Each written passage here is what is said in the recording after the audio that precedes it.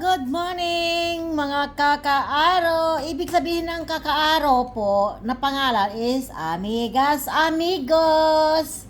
Ayan, magpe-prepare tayo ng pagkain ni Tonton. Ayan po, with rice also. Kaya tama na yan, yung konting rice ha, Tonton. Ayan po. So, dahil sa Friday ngayon, ang daming pagkain for today. Ito po ang aming pagkain. Meron ding lechon. Ayan. Ibigay ko na kay Tonton yan lahat. Lechon.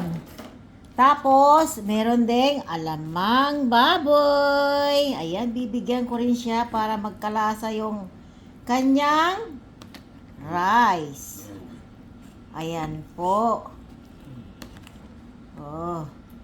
No, tapos ito yung aking tira-tira.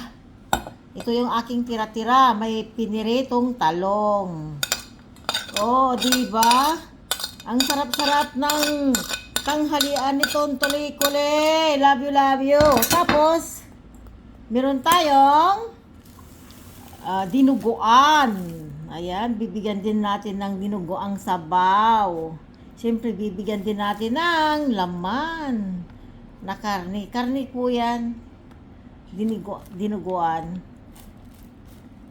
So, ayan po. O, diba, mga amigos, amigas, ang sarap-sarap ng kanyang ulam for today ng aking love na si Tonton. Oh, ayan, wow. Ang sarap-sarap ng ulam ng bibi ko ah.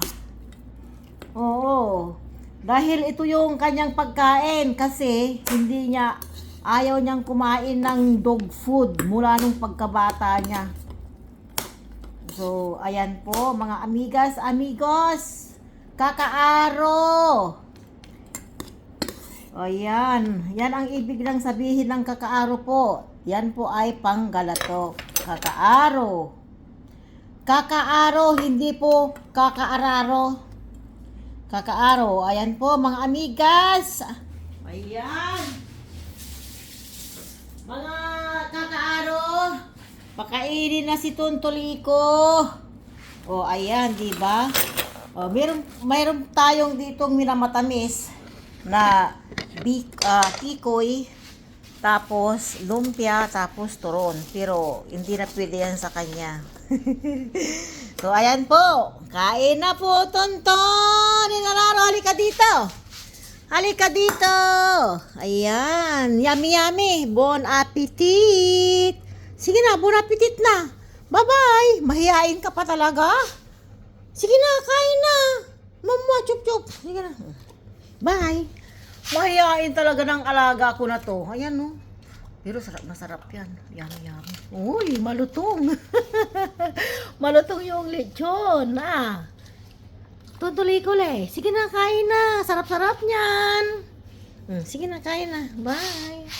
O ayan, kakaaro. Thank you for watching and support my kakaaro and Tontolikole. Tonton Vlog. Salamat po, kakaaro. Bye-bye.